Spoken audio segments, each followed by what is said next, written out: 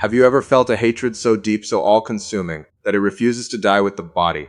A darkness that waits, patient and starving, just behind the walls of your own home? Imagine a curse planted so perfectly that you don't even know it's there until the blood starts to pour. Imagine a mother, her eyes turned completely white, guided by an unseen hand to bury herself alive in a cursed grave. Imagine a trusted lover, someone you brought into your family, locking the door behind you as the flames rise. If this already makes your chest tighten, stay with me. And if you're not subscribed yet, you might want to do that now. Trust me, you don't want to face what's coming alone, and you definitely don't want to miss the terrifying end of this one. This is the story of a family dismantled piece by piece. A story where black magic isn't just a parlor trick, but a slow, suffocating vengeance. By the time this is over, a powerful shaman will burn alive in his own ritual circle. A twisted family secret will bleed into the open, and a mother will have to make the ultimate sacrifice just to see her children breathe one more day. But to understand the absolute horror of the end, we have to go back to the beginning. Back to a night where the storm outside was nothing compared to the nightmare that was about to be unleashed inside. It started with a family that looked perfect from the outside. A father named Rahmat, a man who wore his love for his wife, Siri, like a badge of honor. Siri was the devoted mother, and they had 2 children, Dina and Andy. The night the nightmare began, the world outside was tearing itself apart. Lightning split the dark sky, and heavy rain hammered against the glass. But inside it was a sanctuary. Siri was in the kitchen, the rich, warm aroma of a home-cooked meal filling the air. Dina was curled up, lost in a book, and Rahmat was sitting at the piano, his fingers moving over the keys, filling the house with his favorite melody. It was a picture of pure, untouched happiness. But then, a sudden draft. A window blew open in the storm. Siri rushed to close it, the wind whipping her hair. For a split second, through the flash of lightning, she thought she saw someone standing just outside the house. A silhouette, a watcher in the dark. But Rahmat walked up behind her, his presence grounding her, and the moment was gone. She brushed it off. She had no idea how much that shadow would cost her. They gathered around the dinner table. Rahmat couldn't stop praising his wife. He loved her deeply, and he wanted her to know it. They were eating, laughing, enjoying the warmth of the room while the storm raged on. And then the music stopped. Rahmat suddenly grabbed his throat. His eyes bulged. He tried to speak, but only a harsh, wet choking sound escaped. Siri's smile vanished. Panic flared in her chest. She asked him what was wrong, her voice pitching higher with every second. And then, the blood came. It poured from his mouth, thick and dark, staining the table. Siri's scream shattered the quiet of the house. She ordered Dina to call the doctor. Dina ran for the phone. As Rahmat convulsed, fighting for air, Siri saw something that defied logic. Something was pushing its way out of his throat. A jagged, sharp piece of glass. It fell from his mouth, covered in his blood. By the time Andy rushed into the house, his father was dead. Just like that. On a stormy night, over a warm meal, the man of the house was gone. And Siri was left holding a piece of blood-stained glass. Her entire world collapsed around her. The days that followed were a haze of grief. After the prayers, after the guests left, Siri was alone in the house. She sat in the dim light, staring at that piece of glass. She couldn't throw it away. She wrapped it in a handkerchief, Rahmat's blood still staining the fabric, and she hid it in her drawer. She was holding on to the very weapon that killed him. Weeks passed, but Siri didn't get better. She was hollow. Dina tried to pull her out of it, but Siri was trapped in her own mind. One afternoon, Siri looked at Dina and said something that made her daughter's blood run cold. She said that when a person dies, their soul wanders the earth for 40 days, staying close to the ones they loved. She said their father was still in the house with them. Dina looked around the empty room, a chill creeping down her spine. Just then, a man appeared at the door. Dina jumped, but it was just a repairman. Siri had called someone to fix a leak in the ceiling. Dina was confused. Why call a stranger? Andy or Dina could have fixed it. But Siri was acting on instinct, a desperate need to fix the cracks forming in her home. But the ceiling wasn't just leaking water, it was leaking something else. Later that day, Andy came home. But he wasn't alone. He brought a girl through the rain. Her name was Hannum. Andy introduced her to his mother, and Siri, trying to be a good host, asked her to stay for dinner. Before they ate, Andy put on a song. The melody filled the room, and the air instantly turned to ice. It was Rahmat's favorite song, the exact song he had been playing the night he died. Hearing it hit Siri like a physical blow. The air was sucked from her lungs. She screamed at Andy to turn it off.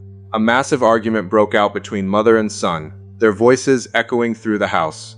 Hannum stood outside the room, listening to the family fracture. Suddenly, the door to Rahmat's old room swung open on its own. Inside, a picture of Siri and Rahmat sat on the dresser, staring back at them. Andy rushed in and shut the music off. He tried to explain to Hannum, trying to make her understand his mother's pain. They sat down to eat. Dina watched Andy and Hannum. They hadn't known each other long, but the way they looked at each other, It was obvious. They were falling for each other. Dina teased her brother, trying to lighten the mood.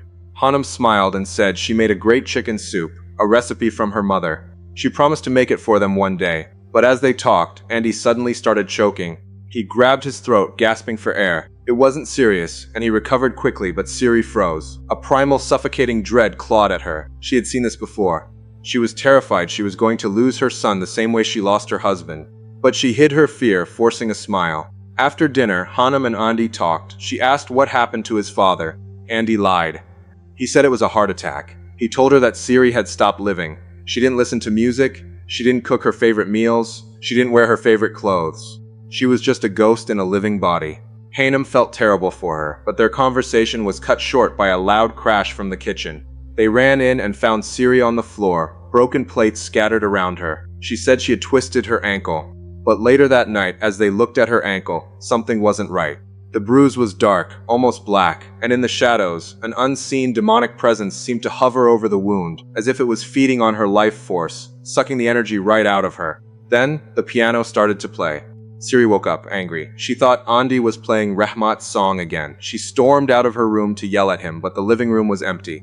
No one was at the piano. The keys were moving on their own. Lightning flashed outside, illuminating the room in a ghostly light. Siri's anger turned to a strange, desperate hope. She thought it was Rahmat. She walked slowly toward the piano, reaching out. She lifted the lid, and the music stopped. It looked as if invisible hands were resting on the keys. Then she saw a shadow behind her. She spun around screaming. But it wasn't a ghost. It was Andy. He calmed her down, took her back to bed, and told her to stop obsessing. But after Andy left, Siri looked up. The ceiling was leaking again. The repairman's work was undone. The crack was back, and it was spreading. The next day, Siri was in the kitchen making soup. Andy walked in, giving a polite greeting. He said his professor didn't show up, so he came home early. He walked deeper into the house, calling out that he wanted chicken soup.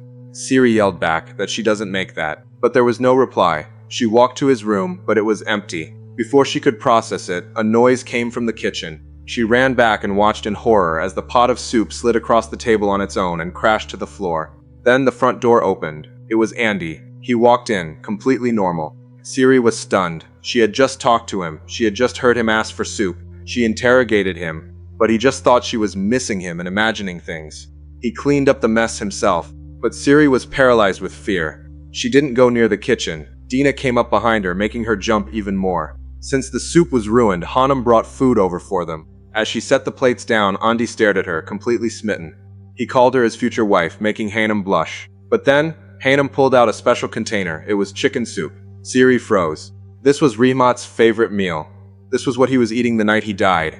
She couldn't even look at it without feeling the sting of his death. But Hanum had made it specially for her. So Siri forced herself to taste it. She complimented Hanum, who said she learned it from her mother. That night they all sat together. Andy played the piano, but Hanum noticed Siri staring off into space, muttering something under her breath. The lights flickered, snapping Siri back to reality. The storm outside was too dangerous for Hanum to leave, so they decided she would stay the night. Dina went with Siri to massage her feet. That's when Dina saw it. The wound on Siri's ankle was getting worse. It was spreading. Siri looked up at the ceiling. The crack was spreading too. It was like a disease, rotting the house from the inside out. The power went out. Dina went to get a lamp, but Andy jumped out and scared her. Hanum appeared with a lantern and led them back. The storm raged all night. Siri couldn't sleep. She woke up in the dark, fumbling for a match to light a lamp. But as she struck the match, sparks flew wildly and a flash of fire erupted. Siri's scream tore through the house. Hanum came running. In the dim light of the lamp, they saw it. A thick black smoke was pouring into Siri's room, creeping up toward the ceiling. Siri saw it, her eyes wide with terror, and she collapsed, unconscious. Hanum found her on the floor, completely unresponsive. The next morning, Dina and Andy rushed Siri to the hospital. But the doctors couldn't find anything wrong. She was physically fine. On the way home, they passed a house. Standing outside was a man named Jaro. He was a shaman. And the look he gave Siri, it was like he knew her. He knew what was happening to her. When they got home, the repairman was there again, trying to fix the ceiling. But he finally gave up. He told Siri he had fixed it over and over, but every morning, it was worse than before. He refused to touch it anymore and left. Andy walked Hanum home, and on the way, they stopped by a lake. They talked about their future, about how lucky they were to have each other. But back at the house, the dread was suffocating. At dinner, Siri was completely lifeless. Andy had had enough. He told her they were hurting too, but they had to move forward. But as he spoke, Siri started to choke. She grabbed her throat, coughing violently. And then blood poured from her mouth. They rushed her to the doctor again, but still, no medical explanation. Dina showed the doctor the piece of glass she had found, the one that killed Rahmat. The doctor coldly suggested that Siri was mentally broken. He thought she had swallowed the glass herself, traumatized by how her husband died. But Dina knew better. That night, while looking through Siri's things, she found the blood-stained handkerchief and the glass hidden away. Siri woke up and told Dina to leave, but Dina secretly took the glass with her. She showed it to Andy the next day. She told him the same thing that happened to their father was happening to their mother. Andy refused to believe it. They argued bitterly. Dina finally yelled, asking if he was going to wait until their mother was dead before he opened his eyes. That hit Andy. He agreed to look into it. The next morning, Siri forced the kids to go to school, but the second they left, Siri got dressed and rushed out. She walked deep into the jungle until she reached Jaro's house. Jaro was waiting for her. He had 2 black chickens in his hands. He knew she was coming. He took her into his ritual room. Siri told him she was feeling strange things. Jaro handed her an egg, muttered an incantation, and told her to crack it into a bowl. When she did, the yolk was pitch black. It was confirmed. Black magic. A powerful, suffocating curse. Jaro told her they had to remove it immediately. He went with her to her house. He touched Rahmat's old chair and immediately saw how Rahmat had died. The dark magic was thick in the air. He walked into Siri's room and immediately felt a dark presence. He threw 2 objects on the floor, and they slid by themselves under the bed.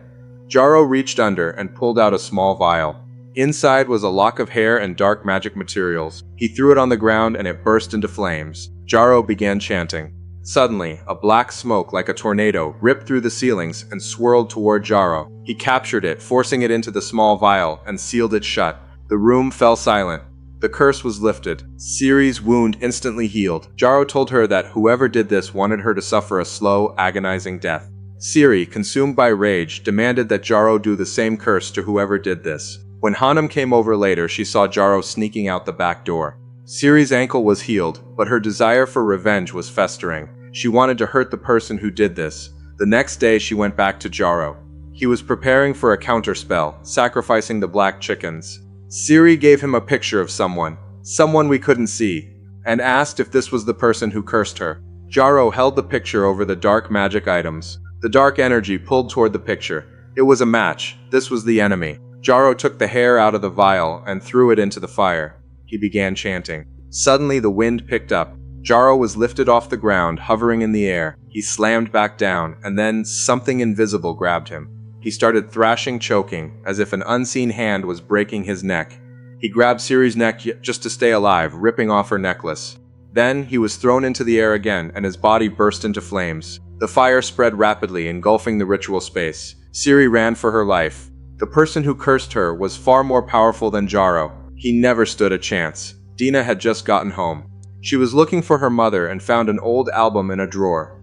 Inside was a torn picture. When Siri walked in, covered in dirt and looking deranged, she snatched the picture away.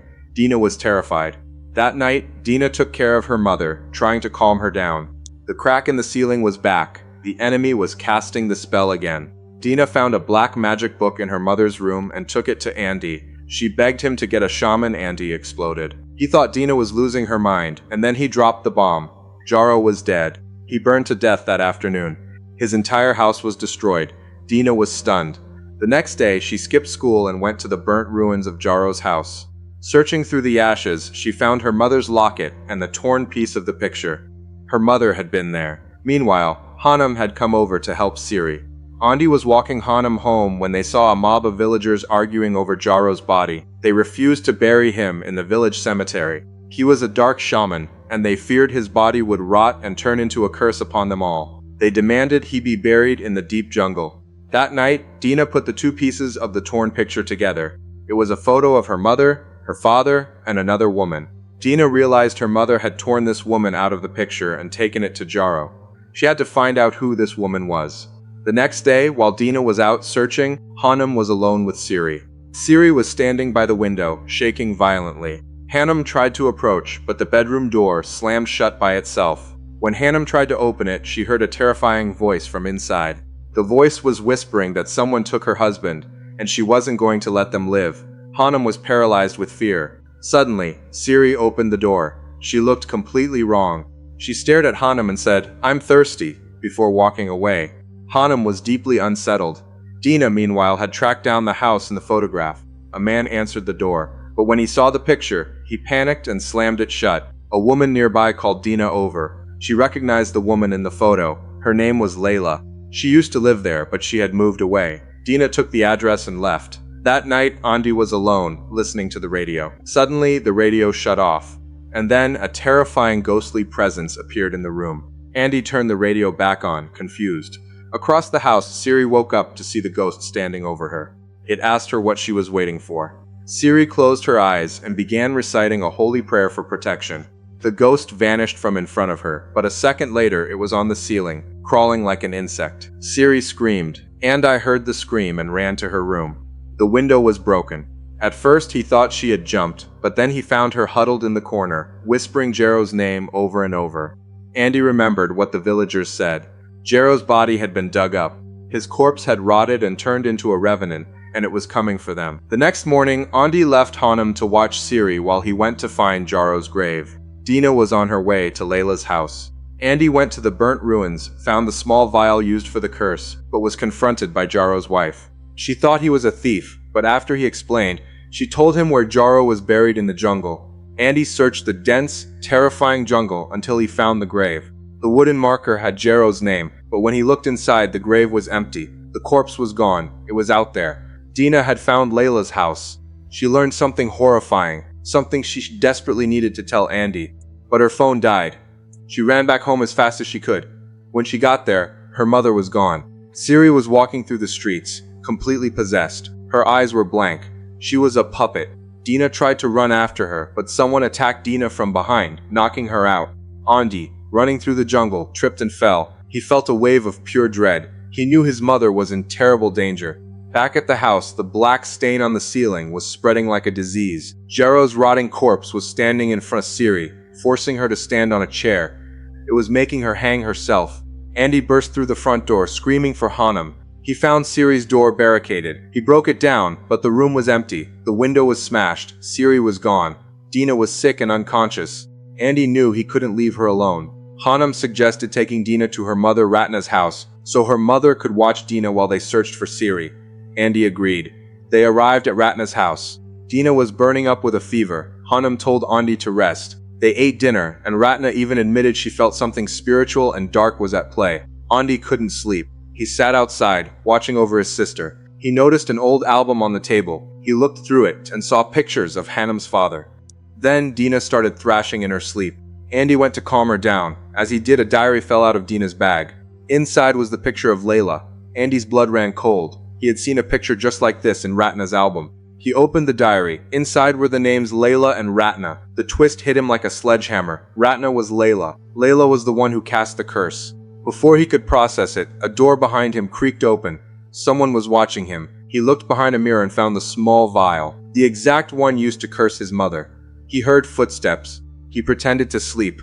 Layla, dressed as Ratna, walked in, locked the main door, and left. Andy realized he was trapped. He ran to Hanum. She was the only one he could trust. He told her they had to leave immediately. Hanum went to get the keys to the front door. But as she reached for them, the music started. Rahmat's favorite song. Layla stepped out of the shadows and called Hanum over. Hanum walked to her mother, terrified. Layla saw the keys in Hanum's hand and slapped her across the face. Andy stepped out and confronted Layla. But before he could speak, Hanum hit him from behind with a heavy object. Andy crumpled to the floor, unconscious. Hanum was in on it. The mother and daughter had planned everything. They dragged Andy and Dina down into the basement where all the black magic tools were laid out. Hanum splashed water on Andy to wake him up. Andy couldn't believe it. The girl he loved was his worst enemy. He screamed, asking what they did to Dina and where his mother was. Layla stepped forward and asked him if he really thought his mother was a good person. Did he know what Siri did to her? The truth finally bled out. 20 years ago, Layla and Siri were best friends.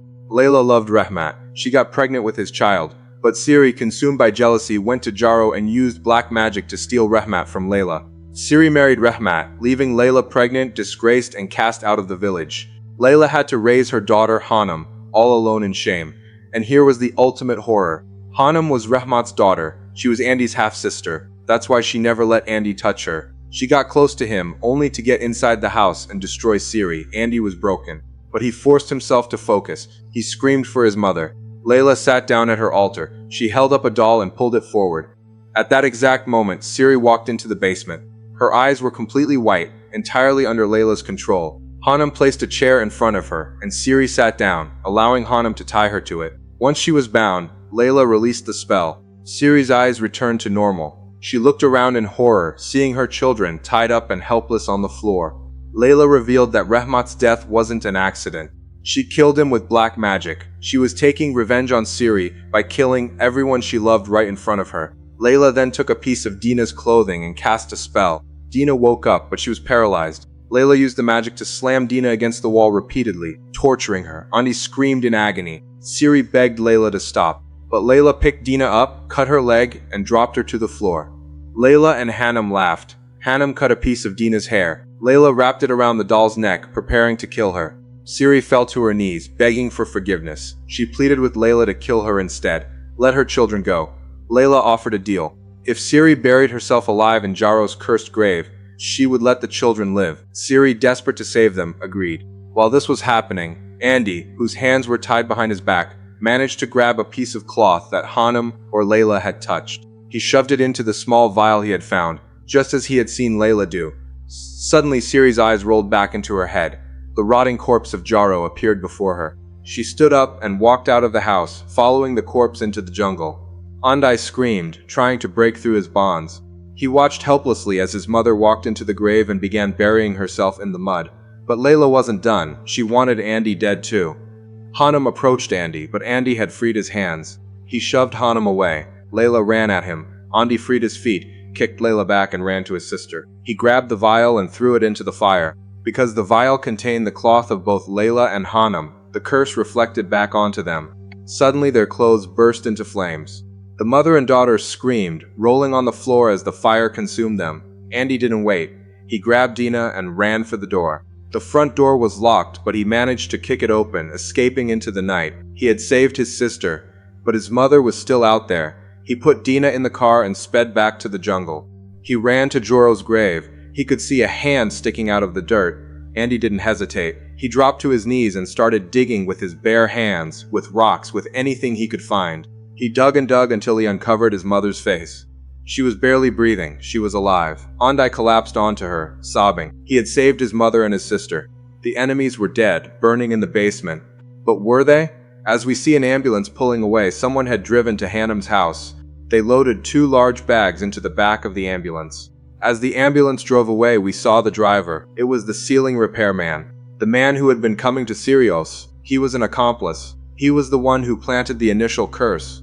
And as the ambulance drove into the night, one of the bags in the back began to move. Someone was still alive, or Hanum had survived, and they were coming back for revenge. That is where this chapter ends, but the story is far from over. If Layla or Hanum survived, Siri, Dina, and Andi are still in terrible danger. To find out what happens next, you'll have to dive into the story of Kafir 2, which I'll be bringing to you very soon. If this story stayed with you, if it made the quiet parts of your house feel a little too loud, let me know in the comments. Some stories don't end when the screen goes black, and if this one followed you, you know what to do. A like, a subscribe, it tells the algorithm to send you deeper into the dark with me. Thank you so much for watching. Stay safe out there.